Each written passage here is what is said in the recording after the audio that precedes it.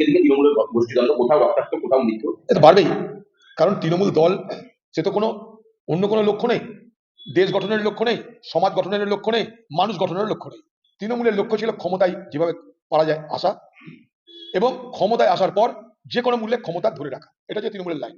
এক, ক্ষমতায় যেভাবে আসা দরকার এসো, এবং ক্ষমতা দখল করার পর যেভাবেই হোক সেই ক্ষমতাকে দখলে রাখো। এই দুটো হচ্ছে তৃণমূলের লাইন। বাকি সমাজ গঠন, মানুষ গঠন, দেশ গঠন, তার কোনো মাথা ব্যথা নাই। এই দলের কোনো আদর্শ নেই সেই জায়গাটায়। ফলে এবার কি করবে? সবই তো দখল। দখল হয়ে যাওয়ার পর সেই দখলদার যারা, তাদের মধ্যে মারামারি খুনোখুনি হতে হবে। কারণ এখানে প্রতিদিন আমি বলি যে রসদ কমে যাচ্ছে, ভাগিদার বেড়ে যাচ্ছে, ফলে খুনাখুনি বাড়তে থাকবে।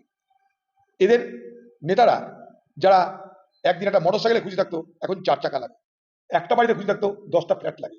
ফলে সেই টাকা জোগাড়ের জন্য তাদেরকে সংঘর্ষ করতে হবে। রোজগারের জন্য জায়গা কোথায়? সেখানটাই ধীরে ধীরে সংকোচন হচ্ছে, রসদের টান পড়ছে, তাই খুনাখুনি বাড়বে। পঞ্চায়েতে আপনার ভোটার তালিকায় তুলে মালদা, মুর্শিদাবাদ, শিলিগুড়ির বাসিন্দার নাম এই চলছে। এর আগে দেখলে তো বাংলাদেশের লোকের নাম এখানে উঠে বসে আছে, শিলিগুড়িতেও হাতের কাজ। বাংলাদেশের নাম এখানে ঢুকে বসে আছে, পাকিস্তানের নামে ঢুকে বসে থাকবে, কি পাবে? এ বাংলায় সব হয়।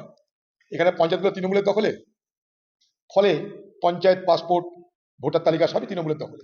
তৃণমূল যাকে মনে করে তাকে ঢোকাতে হবে। আমি আরো বলে দিচ্ছি, এই পশ্চিমবঙ্গে অন্তত 35 থেকে 40 লাখ ভুয়া ভোটার আছে তৃণমূলের তৈরি করা, এবং নির্দিষ্ট বিধানসভা, লোকসভা এলাকার জন্য সেগুলো তারা মোতায়েন করে। 35 থেকে 40 লাখের কথা আমি জানি, তারপরে কিছু জানি না। আমার কাছে খুব সুনির্দিষ্ট খবর, 35 থেকে 40 লক্ষ ভুয়া ভোটার এই বাংলার ভোটার তালিকায় ঢোকানো আছে তৃণমূল পার্টির পক্ষ থেকে। ক্ষেত্র বিশেষে লাগানো হয় সেগুলো। অরূপ বিশ্বাসের সিদ্ধান্তের সঙ্গে জেলা নেতৃত্বের সিদ্ধান্তের অনেকটা অমিল রয়েছে। এতে কি বিরোধীরা ফায়দা তুলবে, নাকি জেলা তৃণমূলের পুরনো স্ট্র্যাটেজি আবার বেকায়দা? কি তৃণমূলের কি স্ট্র্যাটেজি জানা? তৃণমূলের স্ট্র্যাটেজি চুরি করার স্ট্র্যাটেজি। ভোট আসবে যখন চোর থেকে বলে সব এক হও, নাহলে আগামী দিনে ভাগ করে খাওয়ার রাস্তা বন্ধ হয়ে যাবে। এই তো একটা রাস্তা। যতই তৃণমূলের মধ্যে গন্ডগোল দেখেন, মারামারি দেখেন, ভোট যখন আসবে তখন দিদির তরফ থেকে বলে দেওয়া হবে, দেখো ভাই, ক্ষমতা যদি থাকে তবে চুরি করে খেতে পারবে, তবে ধান্দা করে খাওয়া যাবে, অত সব এক হয়ে যাবে। এই হয় ভোট। বাজেটে কমিয়েছে, বরাদ্দ কমিয়েছে আলোর ক্ষেত্রে। শাসকদের তবে কি সত্যি নজর নেই? বারবার প্রশ্নটা নারী নিরাপত্তা নিয়ে। না, প্রশ্ন হচ্ছে যে এখন সরকারের প্রায়োরিটি সেক্টর, মানে কাকে বেশি গুরুত্ব দিবে, সেটা কিন্তু চেঞ্জ হয়ে গেছে। কাকে বেশি প্রায়োরিটি দিবে, কাকে বেশি অগ্রাধিকার দেবে, সেই তালিকা এখন পাল্টাচ্ছে।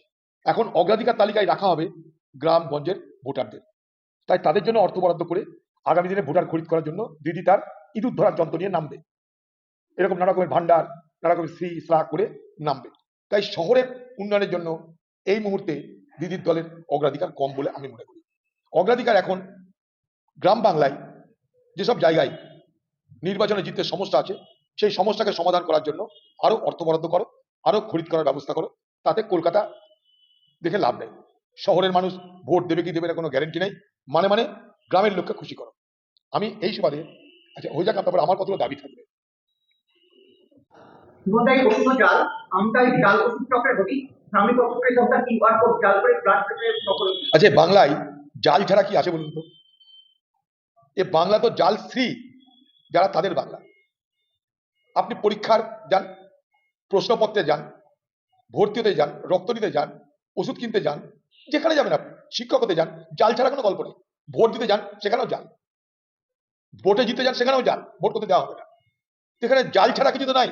এই জাল রাজনীতি করে এ বাংলার মানুষের জন্য এক ভয়ঙ্কর বিপজ্জনক খাল কেটেছেন বাংলার মুখ্যমন্ত্রী। এ বাংলার মানুষের জন্য সবকিছু পাওয়া যাবে জাল ব্যবস্থার মধ্য দিয়ে। এটা জাল নয়, বাংলার মানুষের জীবনের জন্য এক মৃত্যু সম খাল কেটেছে বাংলার মুখ্যমন্ত্রী আর তৃণমূল।